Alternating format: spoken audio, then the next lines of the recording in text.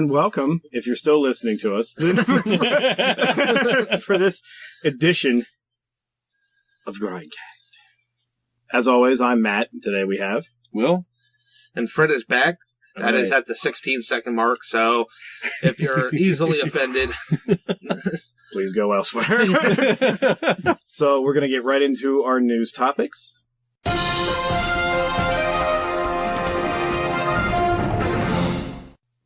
And I'm going to let Fred go ahead, because he's been waiting to talk about this all day. This one.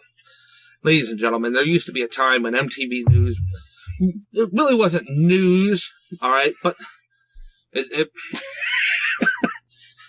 was tolerable. You know, you had Kurt Loder telling you where Stone Temple Pilots was playing, or Matt Pinfield telling you about some band nobody's heard of, or Kennedy talking about God knows what, whatever, Batman Forever premiere. Now, MTV News is there to tell you to check your damn privilege. They are there to tell you 101 ways on how you are racist, a bigot, a sexist, all in a 6-minute timed internet piece. The new MTV News. First off, I watched several clips. The first clip I watched from MTV News came out this week, and it's telling you how Halloween is racist. And you have about 10 hipster trendies out on the broadcast there, telling you why Halloween is racist, and if you celebrate Halloween, you are a sexist, a racist, and a bigot. Okay. Is it this one? I'm like bringing up a video right now. You got it. That guy Halloween is racist. There's also, they have, the other clip I watched was 6 terms you use that you don't know are racist, but they are racist, and if you use them, you are a bigot and a racist. Such as no can do, long time no see, quiet from the peanut gallery, hip hip hooray is racist. What? Because hip hip hooray, apparently when the Nazis would go into a city, they would go into where the Jewish people lived, and when they bagged a bunch of Jewish people, they would shout hip hip hooray. Which I think they just made that one up off the top. I've never heard that. If you use the term long time no see, you hate Asian people. Because during the early 1900s, when Asian people came here, they couldn't pronounce the English language correctly, and they would say long time no see. I think that was correct. Was it? I'm sorry. I was just reading comments of what people said. Was this an actual quote that they said in here? Yes, you heard that right. MTV wishes violent car accidents on parents who dress their children in offensive Halloween costumes. Yeah. That's the one I told you about outside, where they have a little 5-year-old kid, and he's wearing a Confederate general costume, which they sell at Party City. I've seen it. And this one trendy hipster goes, "If you dress your child like this, then I hope you get in a car accident and die." This is acceptable. This is perfectly normal, perfectly fine. Also, if they had a 6-minute segment solely on the fact that if you celebrate Halloween and you buy a jack-o'-lantern and you put a candle in said jack-o'-lantern on Halloween, you are causing a hole in the ozone layer, and you should literally have everything done to you short of being put to death. So is it just the candle? Like, if I put an LED in there, that'd be fine. That's what they want you to do. You need to put a luminescent, biodegradable light bulb in there. Can't use a candle. You're burning a hole in the ozone layer. Check your privilege. I just want to let people know the ozone layer is pretty much gone. Don't you fight me back with facts, Matt. Check your privilege. You check your privilege and you do it immediately. All right, so here's one thing I thought of then. So Halloween is racist. Yes, it is. Because we wear costumes that are demeaning to other races or time periods and things that happen. So how about when St. Patrick's Day rolls around and everybody who's of any race is wearing leprechaun hats and talking, "Oh, we're talking like this today," and they're drinking because they're what the fuck? They're drinking because they're celebrating, that Somebody's day. calling you to tell you to check your privilege. They're listening. So, everybody's drinking to celebrate that day, even though they're not Irish. But that's fine. Kurt Loder heard his name mentioned, and he's calling. That was Kurt Loder. But that's just what I mean. Like, what about fucking, Easter? Well, as someone who's Irish, I can tell you right now, we're not offended because we have thick skin. The Irish have thick skin. We're not a bunch of sissies. You're not going to offend us with running around talking in an Irish accent, eating Lucky Charms, drinking green beer. But, I'm German. You're not going to offend me if you wear a Nazi costume for Halloween. Or what about, I mean, but still, seriously. You're gonna offend a Jewish person if you do that. Well, I mean, still, it's part of a heritage that I'm into. Yeah. But how about the lederhosen, instead of lederhosen. How everybody celebrates Oktoberfest when they're not fucking German. Yeah. And they wear the lederhosen and they're like, oh, I love sausage, eh? And it's like, that's not even German accent. It's just like, I don't care. Yeah. I don't care when anybody wears a fucking Indian costume. I'm not Indian, but still, I'm not sitting there how dare you? That was a huge part of that video. And you're not allowed to call them Native Americans anymore. You definitely aren't allowed to call them Indians. If you call them Indians, man, they will show up on your doorstep and they will check your privilege so hard, they will feel it in Canada. That you are supposed to call them indigenous people. You know what? I'm going to start calling them original Americans. You can't. I want to start calling them original Americans, and everybody else is just we're robbers. We're robbers. No, but I really would like an actual person that does news to actually do some real goddamn, fucking research. Go up to a Native American. I'm saying it. I don't fucking care. Go up to one of them and go, so how do you feel about illegal immigration? They'll be like, well, let me give you a little history lesson. Oh, look. All right, I probably shouldn't. What I would say is going to offend. You're getting me into politics again. I didn't want to do this. But I mean, this is Captain America. Well, let's be honest here. That comic book loved it. They targeted. I love that comic book. First off, I bought 500 copies and dipped them in gold. So, I guess I am a son of the serpent, and I am a I love Disney. henchman I of hope Red that Skull. mouse finds me and rapes my virgin asshole till it bleeds. No, I understand Alex Jones took it a bit too far when he's saying Disney's going to come down. A bit too far? Disney's going to show. Yeah, a little bit. But on a serious note, when I researched the story, I couldn't help. And Disney's a private company. They are more than allowed to do this. You own stock in them? But I'm telling you, I'm telling you, as a consumer, when I read it, I'm like, all right, all the political beliefs I have, the Second Amendment, the Constitution, we should probably have a secure border, all those things I believe. I guess I'm a son of the serpent. I'm down there on the border, beating pregnant women with sticks with a son of the serpent hat on. No, I don't. Your Cobra Commander hat on. I don't advocate illegal immigration. But I do not. I'm not for people just killing them because they don't want them to come over here. Well, nobody's down there just killing them because they don't want to. No, but that's what I mean. That's what was in that comic book. That's what they were going to do until Captain America showed up. Their belief is that if you believe in the Second Amendment and Constitution and those things, then you're down there on the border with your Sons of the Serpent hat on, beating pregnant women with sticks and yelling racial slurs at Mexicans and just having a good old time, It came back. I'm getting real sad. It fucking came back. The difference between me and Alex Jones is Alex Jones claims to be a libertarian. I actually am. I believe they're a private company. If that's what they want to do, they have every right to do it. The difference between you and Alex Jones is he claims to be a human being. And he claims to actually read articles when the articles he's read have never been published anywhere. But they have been. It's right here on the cover of the New York Times, folks. Yeah. The New York Times is like, who published that? Did you? I didn't. See, MTV News. This is all they are anymore is clickbait. That's what they are. Because nobody takes them seriously. Why would anybody take them seriously? So they're just like, here's something controversial that's going to get people to watch this video. I wonder how many views that video I also love how the video, yeah. The person they have doing the video is an African-American woman, so they're playing it safe. If they would have had a white dude doing that, Well, there's plenty of white dudes in there bashing white people. Oh, I understand, but it's like the main person that's talking about it isn't a white person. So.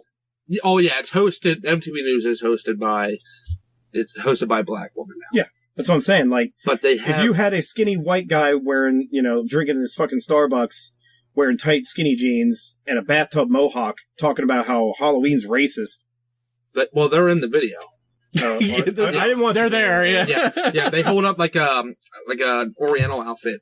No, and they're like, "Look at this. This is just. I can't believe my race, the white race, would make something like this." Yeah. And I'm not condoning Starbucks. Love them. I just know that's what a lot of hipsters drink is Starbucks coffee. I like it because it's bitter.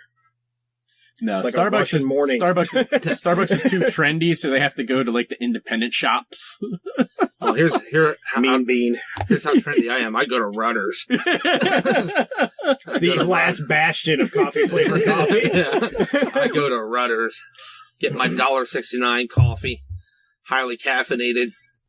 Oh yeah, that's a good one. If you the double decaf coffee. I guess where I look on this, if you look hard enough at anything, you can make it out to be racist. And that's what they're doing. I'm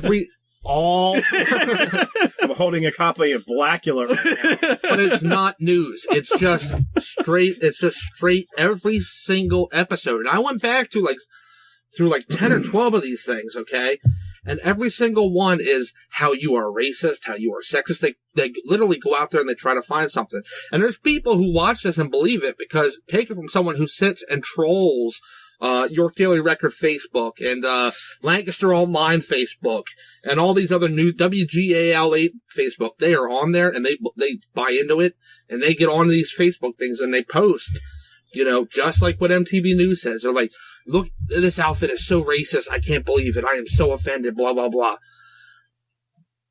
My question is this. As someone who works close to 80 hours a week, I don't have time to be offended. I'm too busy working so my tax dollars can pay for you to sit at home and be offended. I guess I don't care enough to be offended because I just want to enjoy my life.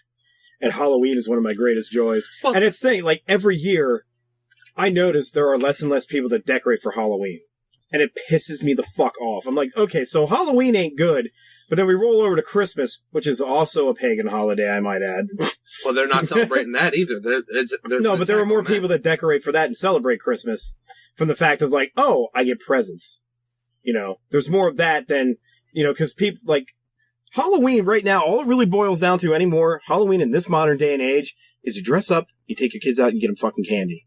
You go home, you check you make sure there's no drugs or razor blades in it. You kiss your wife goodnight and you go to sleep. That's Halloween. First off, who's putting drugs in the candy? Drugs cost Alex money. Jones. Drugs cost money. If I have Vicodin, I ain't giving it to kids. I'm saving that for me. Well, it happens, but yeah, that's what Halloween is anymore. Halloween isn't what it originally was. Plus, that's another thing. I want somebody to go and interview a person of Mexican descent and be like, so how do you feel about Halloween? And be like, see? Fuck. Seriously, it's getting out of goddamn hand. And we've got 4 more years of this shit if PC sticks around as long as it did the first time. This version of PC is sticking around for a long, long time. And it's really making me sick to my stomach, especially after I come home after a long, hard day of work and I turn on the TV and I just want to relax and watch television and it's just non-stop attacks. Well, you could watch stuff that... I'm talking I turn it on and I'm switching ESPN. I fucking go to ESPN now. It's political correct on ESPN. They're giving Bruce or Caitlyn Jenner and Bruce Jenner. See, I'm doing the PC thing now. I'm afraid to call him Bruce because someone will tell me to check my privilege. They're giving Jenner the award for the Courage Award over a war veteran who lost both his legs and ran a marathon called the Through Hell Marathon or something like that. Oh yeah, I love that because that guy got disqualified because they said he had unfair advantage. I guess his fake legs are made out of titanium. A guy with no fucking legs had an unfair advantage in a marathon. Okay, so they also... the irony in that. So Jenner also beats out the girl who had brain cancer, who died, who played, women's college basketball. Beats them out. Oh, look, it's a free country. You're allowed to do whatever the hell you want. But if you choose to become a woman, if you're a man and choose to become a woman, you're not a hero for it. It's a life decision you make. Sometimes I think we give too much freedom. Too much of the wrong kind of freedom. I don't care what people do with their lives or what they do with their bodies or whatever. That's entirely their choice. But I do feel as though that was just a way to get ratings. I'm such a cynical person with that. Like, I think they're just like, we're going to get more people tuning in to see Caitlyn Jenner on stage accepting this award than honoring somebody who passed away or honoring somebody that nobody knows about. I mean, I have a lot of issues with ESPN. Buckle up, buckaroo. Because Stephen A. Smith drives me insane. Yeah. And and then like the stuff that happened with Curt Schilling pissed me off. I was going to say, what angers me more about that is they fired Curt Schilling because he tweeted ISIS is bad. Yeah. But you're right, though. Even if South Park, even though South Park is looking great right now because of them bashing it, it's even in there. Like, PC even won against them because they still have to make episodes about it. So even though but they still are they're acknowledging. If it wasn't so big, they wouldn't even acknowledge it. Right? They're acknowledging the culturally, yeah. Yeah. So even in that kind of thing, like you go somewhere to find laughs, and you still have to be faced with it there. Oh, I mean, it's even our show. Look at this. I mean, it's just. I've melted into my fucking chair. You have. You've completely disintegrated. It's everywhere, and it's obnoxious, and it's it really is annoying. There are people out there that just want to be miserable, and there are people out there they're making everyone else that makes everyone else miserable. So, I'll give you an example here, and this is my thought process. I like Halloween. I'm not a super fan like Matt, but kids, like on Halloween and stuff, I go out and get candy. I make sure I have the pumpkins out there just because the kids trick-or-treating. I'm a single guy, Valentine's Day. I don't celebrate Valentine's Day. My Valentine's Day is spent at home with me and my computer with the blinds shut. I find Valentine's Day offensive as a married person. It's too much pressure. But I'm not out to destroy Valentine's Day because I'm single and I'm not, doing the no pants dance with some lucky lady. I'm going to destroy it as a married person. I want it abolished. February should just be nothing, just be a wasteland. It's the tail end of winter where everybody's fucking miserable anyway. But Will's right. Why do they feel the need to just ruin everything for everyone else? Because people just have to fucking be miserable. And right now, those are the ones that are getting the mics in front of their faces, unfortunately. Everybody who doesn't give a shit just turns the channel. And because we're doing that, they're winning because they're a very vocal minority. Yep. Mm-hmm. Yeah. That's how it works. Well, MTV News, they're bringing you the news on how do you check your privilege. Until you told me this, I didn't even know MTV News was still around. Yeah. I knew it existed, but I didn't know why. Yeah. Now I know why. I stopped caring when they said Kurt Loder didn't work for him anymore. Poor Kurt Loder. At least Kennedy's doing well with herself. Kennedy's career has re-picked back up. I've seen, yeah. Yeah, pick a news topic. All right. How much? Where were we? Okay, we're at 18 minutes. That felt like an eternity. What's this Master Chief Diamond helmet fan? Yeah, a fan made he made a plaster mold and then encrusted the fucking thing in diamonds, and then he wants to sell it on eBay. I hope nobody buys it. Did he do that specifically to sell it on eBay? Well, he's like, I'm the biggest Halo fan. I'm like, just because you do something stupid like that doesn't make you the biggest fan. It makes you the biggest retarded fan. Well, if you're the biggest Halo fan, you wouldn't be selling it. Yeah. You just got diamonds laying around? I'm the biggest Bruce Willis fan. I don't have a gold Bruce Willis glaring back at me. You should. I'm going to find one. Christmas is right around the corner. Well, please, as long as the PC crowd doesn't take it away. Please make sure that it's the Hudson Hawk version with the fedora. That's a pretty tall order. You're the only person in history that liked that movie. I know it was ahead of its time. It was ahead of its time. It's becoming a cult classic. Yeah, so this kid he went through the process of making the molds and all this stuff, and then he put shit all over it. The fucking blood diamonds from head to toe all over the fucking place. Blood diamonds. God forbid. Just calm down. God forbid somebody lose their hand in a third world country to get us a diamond. Moving on. All right, so Nintendo, who have never made a bad decision in their entire career, announced their first smartphone game, but then they come out and say, well, it's not really a game, and then they go, well, it's not really coming out till next year. We've talked about this before, but what's your opinion on smartphone games? They're horrible. Who wants to fucking play a game on your phone? The only game that should be on a fucking phone is Tetris. That's it. No more. Everybody who's making games for phones, fucking done. You're done. I'm calling it right now. You're out of business. I like Jurassic Park building. You should have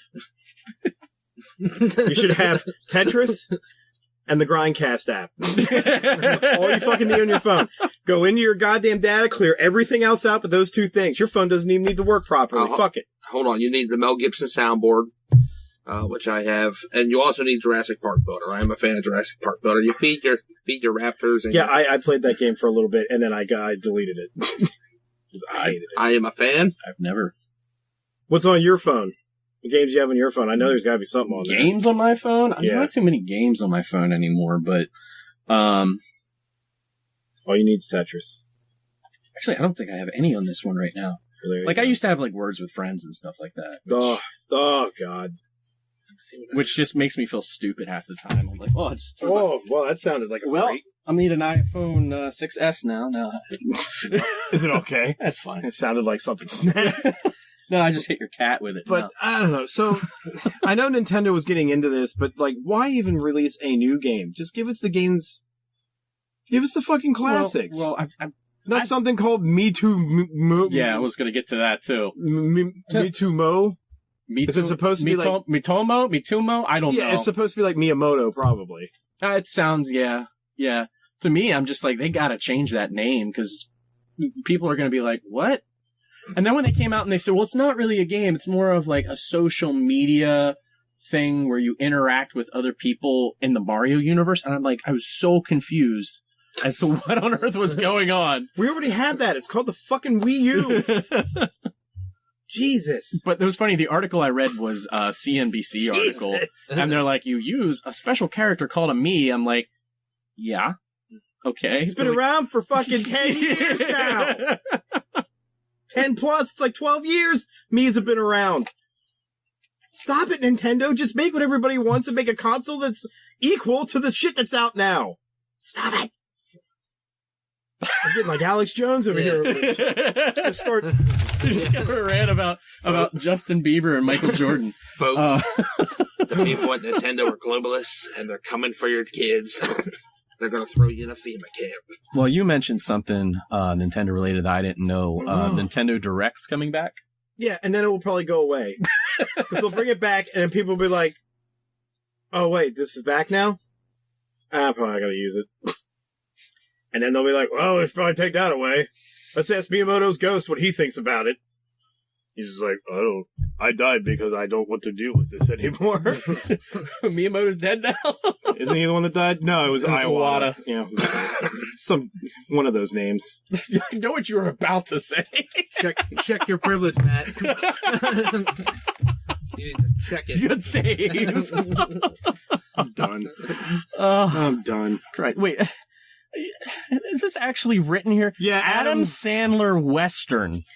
It's going to be a series on Netflix. I knew he was doing crap on Netflix. Called The Ridiculous Six. Speaking of political correctness, that's the one where all the people that were set to play Indians walked off the set. Because they had It was a part of history. Don't you bring up history. Back at that time, there was no laws. Vince McMahon comes in. That was 2 weeks ago. Just because it was in movies doesn't mean it didn't fucking happen. Wrestling fans can't remember 2 minutes ago. Wrestling, that's something that was never racist. Yeah. Papa Shango. Come Kamala. You mentioned Kamala, and there was somebody. I think it was Big E the other night. They were wrestling the Dudley Boys, and he said that he was gonna smack Devon's chest like a Caucasian Kamala, and I just lost it. Look at Matt's giving up.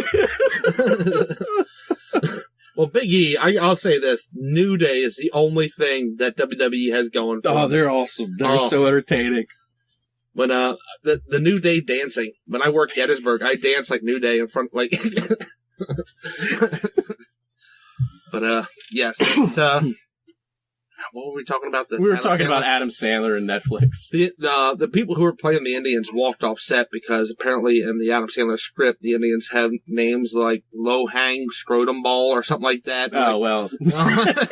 And like... Well... And they're like, it's offensive. And they walked off set. No, I quit. I'm walking off set. So yeah, there you go. If you're an Adam Sandler fan, he's going to have a Western. First of all, I'm sorry. He's going to have a Western on Netflix sooner or later. That's where all his movies are going now, I believe. Good.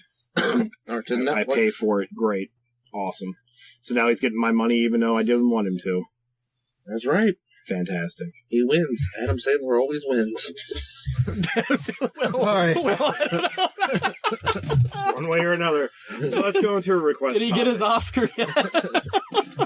He'll buy one. He should have got one for Punch Drunk Love. No. Request topic from David Fry was for us to talk about our favorite B movies. Now, it doesn't have to necessarily be horror. It can be just direct-to-DVD B-style movies that we enjoy. And he mentioned Deathbed, which was, I had mentioned this man in the last episode, one of the most underrated horror actors of all time, Joe Estevez, is in Deathbed. Is that the one where the bed eats people? Yeah, I think so. I think that was that one. See, I didn't think he was alive when that movie was made, because that was like an old-ass movie. Mm-hmm. It was like in Technicolor. It was in the 70s. Oh, okay. He was alive. That was the one with, like, the painting on the wall that you sometimes, like, saw the people, like, you would see, like, what they're seeing through the painting. Like, the characters in the painting. I think it's all blending together right now, because there's actually a couple different Deathbed movies. The room had a lot of purple lighting, and there was, like, a lot of fog all over the floor for some reason, and that never stopped anybody from, like, fucking on the bed or eating fried chicken on it or something. Because I remember that. Somebody was eating fried chicken on it, the bed ate them, and then ate the drumstick and burped. Yeah. So Deathbed's great. It's fucking fantastic. Yeah. Well, I think when it comes to B movies, you have to remember two of the finest B movie actors there are. And that is Steven Seagal and Jean-Claude Van Damme. Mm-hmm. I think I can just sit and watch Steven Seagal and Jean-Claude Van Damme movies all day. And I've done it quite a bit. I could definitely watch the one where he slays vampires all the time. Oh, God. Are you talking about Steven Seagal? Where he's got the samurai He's just sword? walking around in a hoodie with his hands in his pockets, pushing it out so it doesn't look like he's as fat as he really is. And then, like, he's fighting them with, like, a sword. And he just kind of does, like, spins like this, you know? Like, to make it look special what he's doing. He doesn't, like, flip or nothing. He's just like, like, it's so stiff. I mean, like, his fighting was always stiff in the movies, but it's like, this looks even worse. It's like he just, like, does it, and then, like, they're like, and cut! And he's like, do you have my club sandwich? Thank you. You know how, Jean-Claude Van Damme has starred in quite a few movies where he plays himself, but also his twin. Started back with Double Impact in the early 90s, and he plays one recently where he's a Canadian Mountie who fights his twin, who has a blonde hair makeup. That one was pretty good. I love Time Cop. Time Cop is a great movie. I guess it's not B, though. Time Cop, I would consider Time Cop B. Yeah. Do you? Okay. I don't, anyway. I like Time Cop. I'm a firm fan of Time Cop. Again, Evil Dead. That was B. And so was... It was B, but it was made like... You're talking about the original, right? Yeah. I mean, it was made... They took the remake. They took years to make that. They took their time on it. It wasn't rushed or anything. But I get what you're saying. But it was still B. It wasn't like a major... No, it wasn't. Like, it was studio release or anything. So, yeah. Yeah, that's actually, Evil Dead, the original. That's not really a guilt. Like, some people, like, with their B movies, they it's like a guilty pleasure. Like I like, Monkey Shines. Oh, God. I find the whole thing very amusing. But that, not because I think that it was well done, just because I think it's ridiculous, Mm. Mel Gibson's The Beaver. Which I've yet to watch this. Where he has the beaver puppet. And it was... What? Yeah. And he runs around, he talks through the beaver puppet. Is this pre or post breakdown? Oh, this is post breakdown. Oh, because Jesus Christ. it was made pre-breakdown, and it was supposed to be an A movie. And then the breakdown happened, and they quickly stopped all production on it, and it turned into a B movie. That's Kurt Loder calling you again. I heard you mention my name. Do you have any work? He's like, I want to speak Matt, on you this. need to check your privilege. He's like, we're going to do a promo for Woodstock 94. Kurt Loder, it's 2015. Where am I? Where am I? Who's president? What year is this? You're in Hill Valley. I think probably the most ridiculous B movie I ever remember watching was a movie called From Hell It Came. It's a movie about a guy who's cursed and he becomes a tree demon. And he gets killed in the end. He gets stabbed with a spear. And I'm thinking, well, he's a tree. How does he die from that? But yeah, the whole never put a nail in a tree. The whole movie slowly die over. The whole movie is just him like going like this, like meandering around. It's either that or the one, what was it called? The one where like it was a monster that was like eating like teenagers and stuff out in the woods, and it was so ridiculous they had to like crawl into the costume with the guy because he couldn't like get the costume. Oh yeah, it was like a giant worm. Like that. It almost looked like the worm on the Gwar stage. Yeah. Yeah, I know what you're talking about. What about Subhumanoids? That was a good one. What about actors who were once great actors who are now doing B? Are now doing like B. Anybody that was in 90210. Or Guy in Ziering. John Travolta is now becoming a straight-to-DVD actor. Yeah, The Punisher. Which I think is that great. AAA title that's basically B because it's so fucking terrible. Which I think is great because John Travolta is fucking... No, I will admit, it is a terrible movie, but I enjoyed it because of how fucking ridiculous it was. The Punisher? Yeah, I like The Punisher. Like, John Travolta's parts are just fucking ridiculous. Like when he finds out that guy's porking his wife. That's just fucking great. And that haircut he had in that movie was just golden. Well, come on. Let's be real here. It's not real hair at all. It's not a hair. It's no. John Travolta has been wearing a wig since 1992. That hair in that movie was just about as real as Nicolas Cage's hair in Ghost Rider. Yeah. Look at John Travolta in 1990 when Look Who's Talking came out. He's got a bald spot.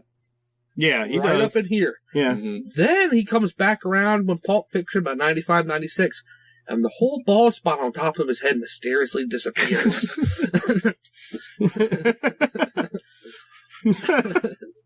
So, Christian Slater. Oh yeah, he's going one.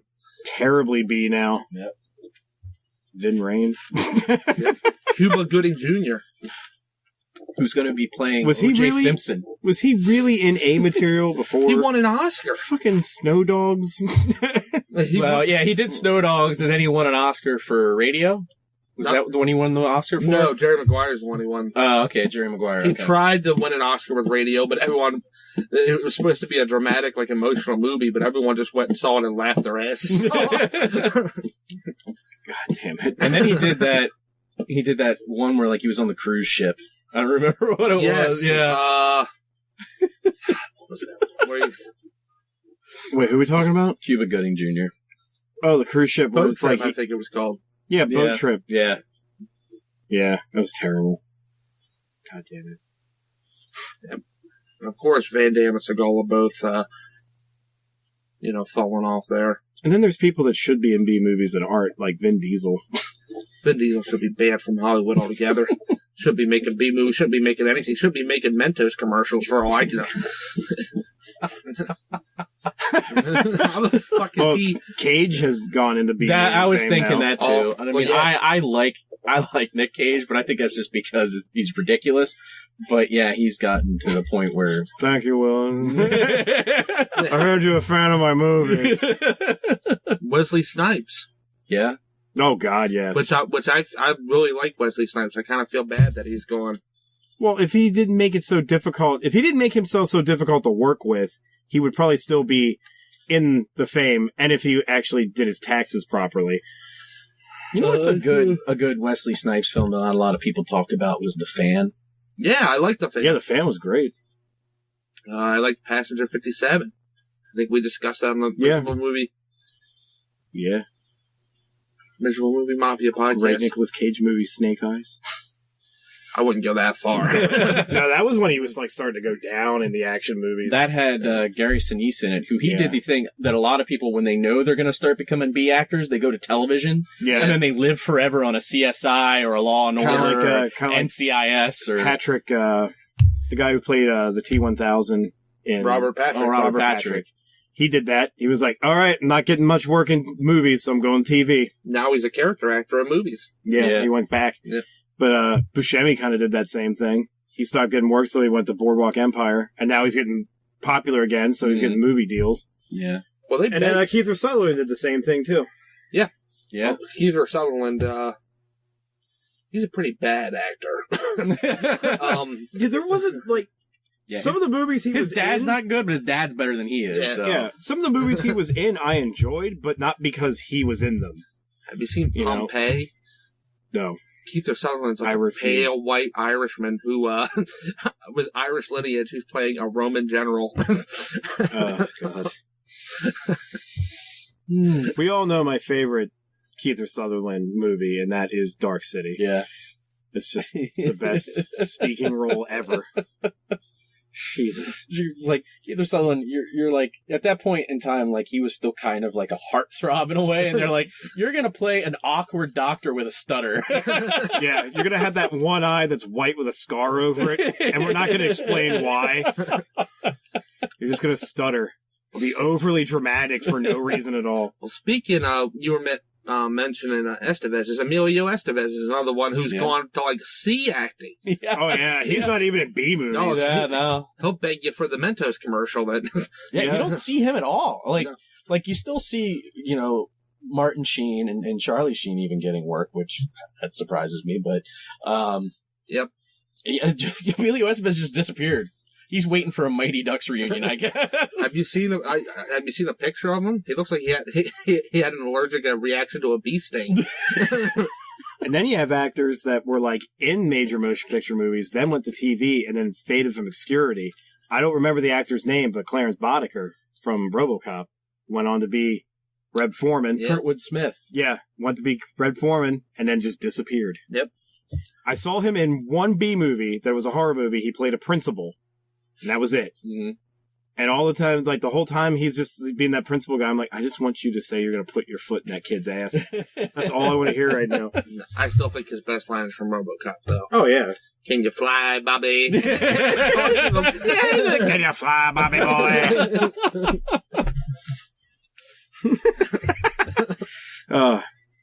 Fucking, yep. I don't know how you top Red Foreman. I don't know either. Billy Bob Thornton's movie. Yeah. What about Billy Zane? I don't think he was ever. See, the funny thing is, he Billy was Zane, Titanic. Yeah. I mean, that was Billy Zane's career. Kind of goes like a pulse thing in a fucking hospital because it's just like Titanic, Phantom. He did a really weird movie with Dennis Hopper. I think it was called Memory. Yes, I know what you're talking about. Fucking horrible and weird as shit. Very weird. Dennis Hopper, another one. Well, yeah. I think Dennis Hopper. Fucking Mario Brothers killed it.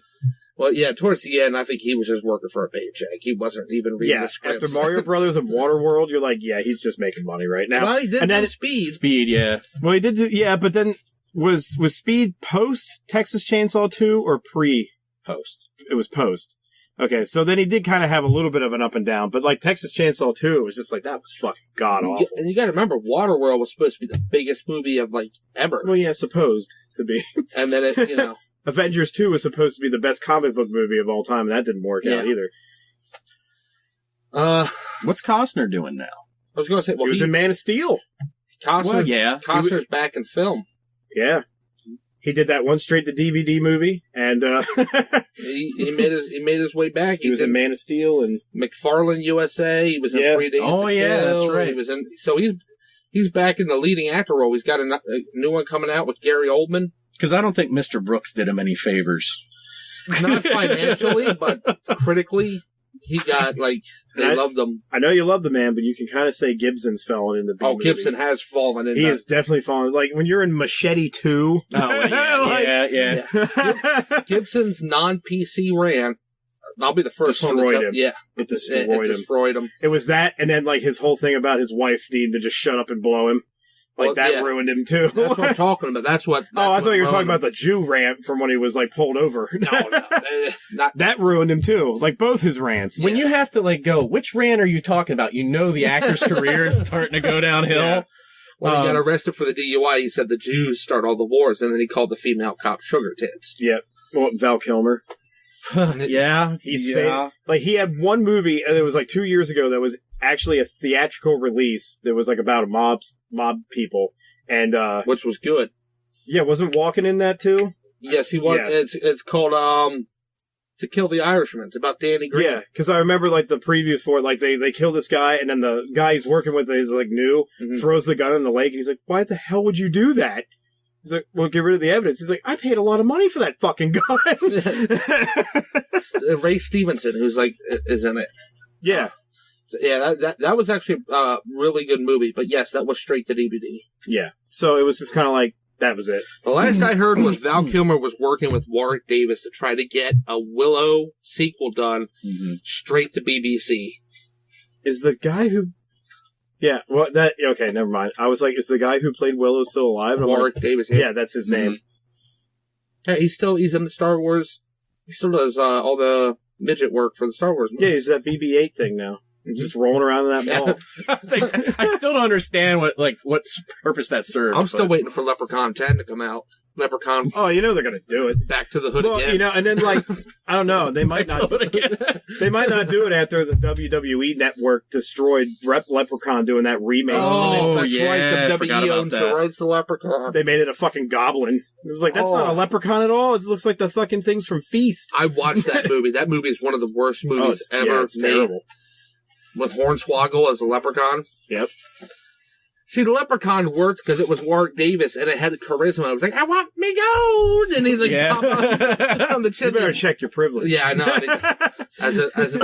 I'm stopping you right now. The thing I remember, like, I forget which Leprechaun movie it was, but it was the first one I actually watched.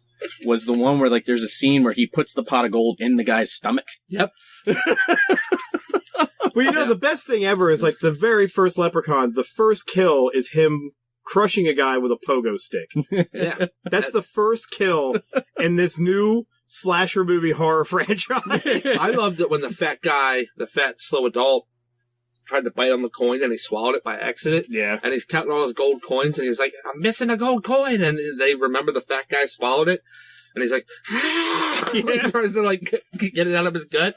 And he's like, I want me gold. And they start tossing shoes at him and he's got to shine the shoes. Well, that's right. That was the way they could deter him is like shining the shoes. They would toss their shoes at him. And he would fucking shine them and be like, ah. Now talk about a B movie where an actress skyrocketed after that. Oh, yeah. I know who you're talking about. And she's probably the hottest MILF in. I wouldn't go that far. She's one of top 5. I think Angelina Jolie's hotter than her. No, I'll debate you that. Catherine Jones too. Well, I'll debate that to the cows come home too. But top 5, we'll say top 5. Yeah, I would put her probably in the top 5. Yeah, but yeah, she just like bam. Jennifer Aniston, right? Yeah. It's just ridiculous. If, like, if you look back, well, and then you, like I've said before in the previous podcast, you had Johnny Depp in Nightmare. Mm-hmm. He didn't really do much of any kind of a great acting role, but he skyrocketed after that shit. Kevin Bacon, he was just there, got an arrow through his neck. It was probably because he was one of the most memorable kills in the movie. He skyrocketed after that. It's just, and it's so funny to think of how many people's careers skyrocketed off of horror movies and how many people's careers died because of horror movies. Is it true? Yeah. It's so true. Well, there's one we forgot to mention last episode. Exorcist and Leprechaun. Leprechaun is the second best horror movie ever done. It's a Leprechaun. I can't even take that serious. When it horror movies killed Kane's career. Well, yeah. He saw no evil or no money after this movie. But I completely forgot WWE owns the rights to Leprechaun, so we won't be getting a decent Leprechaun. Mm-hmm. As long as Hornswoggle's alive. We'll be getting Randy Orton in Leprechaun again. Randy Orton? He's just RKOing people. John Cena must battle the Leprechaun. Straight to DVD. The Marine 12 versus Leprechaun. And then they start mixing stuff up. It's like Behind Enemy Lines, Leprechaun Marine Edition. That's right, they own the rights to Behind it. Son of a bitch. I can't believe. The Chaperone 2. See no evil. Chaperone 2. Special Leprechaun Edition. Special Leprechaun Edition. So Leprechaun is see no chaperone. So we're never going to get it like a, funny Leprechaun sequel that we all deserve. No. Where Leprechaun returns to the hood to fight Ice-T again. Well, speaking of B movies, one of the most famous studios to do B movies was Troma. I wouldn't go famous. They have one character that everybody knows of, and that's a Toxic Avenger. Other than that, nobody really knows of Sergeant Kabuki Man NYPD. Nobody really knows of Tromeo and Juliet. Nobody really knows that much about, what was the chicken one? Poultrygeist. Poultrygeist. Which is, I was bringing it up because you like Poultrygeist. Oh, it's fucking hilarious. I can't take Poultrygeist. I can't do it. I can't do it. It's a fast food place opens up, right? And I can't remember exactly what happens, but it's like some kind of like dead chicken zombie gets into the food. And it's like all these retarded people are working there, and they're just like, we'll make the nuggets. They're just like making this food, and it's like a guy, it's like fucking Colonel Sanders shows up, and he's got this piece of chicken with all these green pustules like popping everywhere, and they're like, it's good for you, folks. And they're like, then you eat it. He's like, well, I'm on a diet, you see. And then he eats it, and he starts shitting green eggs. Yeah, like they basically like turn into like chicken creatures, pretty much. Yeah. Now you do know they are remaking Toxic Avenger. Is Troma Studios redoing it? No, I'm sure they're getting the money out of it, but I'm sure they're not like, here we go, Lloyd Kaufman, you make this. Like, if it's not Troma, then it's the next company stepping up, and it's going to be Paramount. It's being essentially. I'm sorry, New Line Cinema. Step up from Troma. So, do you think Asylum is below Troma? Yes. Because at least with Troma, I'm like, I can believe that that's actually happening right now. With Asylum, it's just like, oh, so you're going to tell me we're in Nevada at the same Air Force base that I just saw in a previous shot over in Arkansas. I don't remember what movie it was, but I was watching a movie on Netflix the other day, and I was like, oh, that looks like an interesting movie. I turned it on, and it said The Asylum Presents. I turned it right off. I'm like, I'm not even going to waste this hour. I'll be back in a second. Keep it going, folks. What else do we discuss here? We have no path now. We don't know what to do. Shepherd us. So back to MTV, folks. Let's talk MTV News and the whole political correct thing. MTV actually made a couple of B movies. They did Joe's Apartment. That's right. They did Joe's Apartment. They did do Beavis and Butthead to America, which that was back when MTV was. I'm sorry. The last thing MTV did that was any good was Tom Green with Glenn Humplick and the whole "Where's My Dinner Bitch" statues. But yeah, that sickens me. What other B movies? Are we still on the B movie discussion topic? Yeah. It just keeps going. It just keeps evolving. Oh God. Robert De Niro's been doing B movies. Yeah. Did you wash your hands? I thought I would. Yeah, I did. Liam Neeson. Darkman. Yeah. I don't know. I think the sequels were B-Movies. The original was. See, I was thinking the same. I was, I don't think did the original get a theatrical release? Yeah. Yeah, it did. For sure. And people actually didn't want their money back. If the Phantom got a theatrical release, I'd pray to God Darkman would. All right, I guess you got a point. All right, well, my ideas are running dry, so we could probably run into our Spooktober discussion topic if you want. All right. Favorite horror books. Matt, I know you're going to chime in. I don't read, nor do I write. As I look at this giant bookshelf of like this library behind you here, I will go on my Stephen King rant. As I had gone over this with a person that came into the shop the other day when he said Stephen King was the greatest author in the past century. And I was like, all right, let me tell you. Let me tell you a little something about something. It's like when Stephen King first started writing and he wrote Carrie, everybody hailed it as like a great novel of horror fiction. It was more of a novella because it's only like 100 pages at best. And it is pretty shoddily written because it was his very first book. But still, it was the only one that they've been able to successfully make a movie out of that people don't laugh at when you watch it. Because The Langoliers was terrible. Well, I mean... The Tommyknockers was terrible. Yeah. The Mist was maybe one of the other ones that they made that was decent. What about it? It is hilarious to watch. I love it when he's down in the drain. He's like, "Hello, Georgie. Did you see the Donald Trump meme? Yeah, that's supposed to fight. That were supposed to be like they took Pennywise the clown out of the drain and put Donald Trump, yeah, in the drain, and he's like, "Hello, Georgie. See any Mexicans around here?" And he pops up. I used to work with somebody who would get freaked out anytime I would quote something from It, like "I'll float down here." They would freak the hell out of them. See, that movie doesn't scare me because there's so many, like, when you watch it, there's so many scenes of it where it's like, what the fuck? Why? Yeah.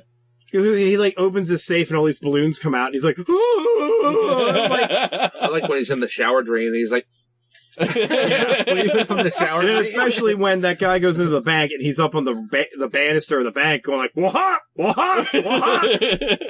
like, this is a comedy. This isn't a fucking horror movie. Now, the book, on the other hand, is a lot creepier. Yeah. Because there's a shit ton that they take out, because if they didn't, the movie would be 18 hours long. But that's another Stephen King my thing. My thing with Stephen King is like, yes, if you don't have a whole lot of time to devote like a whole 3 years of your life to read a book, if you're not a speed reader, he's probably not going to be your guy. I've only ever read 3 Stephen King books. I read The Stand, I read Pet Sematary, and I read Nightmares and Dreamscapes. I read This Thick Motherfucker. Well, The Stand... This thick motherfucker? Yep. This thick motherfucker? Do you have Needful Things? Do I have Needful Things? I read That Thick Motherfucker. It's going to break the table here. Yeah, it probably will. I read... I didn't read that one yet. I read that Under the Dome one, which they made a horrible TV show out of. Yes, they did. Where's Needful Things? I like Needful Things. Where the hell do I have it? It's in here. I know it's in here. I have, like, every book he's ever written. Yeah, and my thing about The Stand is The Stand was the first one I read, and he spends an entire chapter just talking about the guy's leather jacket. Yeah. And I'm like, and I was like 12 when I read it, and I'm just like, aye. Misery's another good one. What was Needful Things? Wasn't that a short story inside of a collection or something? No, Needful Things was one of his shorter novels, and I think you have it over here, to be honest with you. Maybe. Yeah, well, at any rate. Yeah. I have a lot of his stuff, and, the thing about his books is, like, if you can read them and you get creeped out, that's great, but they're not, like, super duper scary. And, like I said, like, here, this stack alone was from, like sophomore year of high school. Yeah. Till, like, well, how many pages is The Stand? The Stand is like 800 and some pages? It is actually his longest novel, I believe. Yeah. I knew it was between It and The Stand. It is 1,000+ pages. 1,100. and 35 pages. That's it. Let's see. How much is the stand? The Dreamcatcher? If anybody watched the movie, you know the ending to this. Mm-hmm. Did you watch the movie? Mm-hmm. Is Duddits? Yeah. Fucking... I read this first. This could be used for fucking toilet paper. Yeah.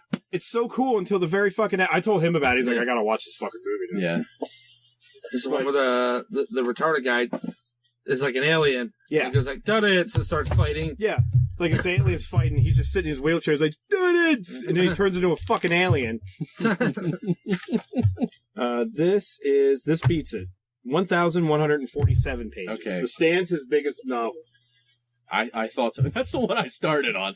And I'm not a really gigantic reader. So I'll tell you my favorite. It's by a little author named William F. Blady, and it's called The Exorcist. Jesus Christ. Yeah, I don't know. I know I have Needful Things, I just don't know where it's at. It's probably behind this stuff here, behind Trapper's picture. I like some of Dean Koontz stuff. I like Dark Rivers of the Heart. I like Ghost of Gettysburg since it's all fiction. He got sued and had to admit that he made up the great Mark Nesbitt. Yeah. The funny thing is, like, I read Phantoms, and that was the first time I read a book and thought the movie was better. Yeah. Like, it was just, and I was like working through his Frankenstein story, and I got into book 2, and I was like, God damn it. What about Pet Sematary? Pet Sematary. I got Pet Sematary. Yeah. That was one of the King I got books one that I did this read. thing, like, reeks with age. Yeah. Oh, that's Christine. Pulled the wrong one. Yeah, there we go. Yeah, that's actually, like, I think that's, like, the copy that I read. It looks like it. Yeah. No, if you're gonna go to Koontz, you're gonna want to read things like Dragon's Tears or Door to December or, even Funhouse is pretty good. Funhouse. Yeah, Funhouse ain't bad. But, I read Stephen King for a while, and then because of Stephen King, he's kind of like a gateway drug in the other horror writers. I got into H.P. Lovecraft. And he's kind of cool because, like, all his stories are pretty short for the most part. So you can knock out a good collection of them. But they are written in old 1920s English, and they're very descriptive, so you could find yourself lullabying to sleep reading it. Mm-hmm. But they're still really cool stories. Did you ever read any Peter Straub? Yes, I read Ghost Story. It's a good one. Which was pretty cool. I was creeped out at the beginning because it's like, did this guy kidnap this kid, or how did he end up with this kid? Mm-hmm. But, I mean, fuck Michael Crichton. He writes good, scary fucking shit. I read Prey and almost crapped my pants. And Michael Crichton's good. He's probably my favorite. Yeah, he's a great author. This book is fucking... I read this every summer. It's just a great fucking... What, Pirates Latitudes? Yeah. It's a great And they're story. making a movie out of it, too. Yeah. I like the Spanish captain who's like addicted to cocaine, just chews on cocaine leaves the whole... Yeah. There's another, Charles Grant. He's not a very popular author, but I've read a lot of his horror stuff. He's pretty good. Fucking Scary Stories. All 3 of them. Oh, Alan Schwartz? Yeah. They art in those. They're doing fucking ridiculous. They're doing a major documentary on those because they're in the top 5 banned books in the history of public libraries and stuff. They just took them off the shelves. Like right now? Yeah. Are they not politically correct? Well, what they did was because, I mean, the illustrations that Stephen Gemmell did in those books was just they're horrifying. Nightmares. So they redid the books with new illustrations, and then they still took them off the shelves. Yeah, the new illustrations are all like super kitty looking. Mm-hmm. Like, it's fucking stupid. You got it up there. Up. Do I have? Oh, up top. Okay. Gotta get it. Whoa! Almost destroyed the whole thing. Tearing it down. Yeah. Look at this shit. Yeah, well, yeah, I remember these. Yeah. I mean, I if you're talking like older writers, I mean, Poe.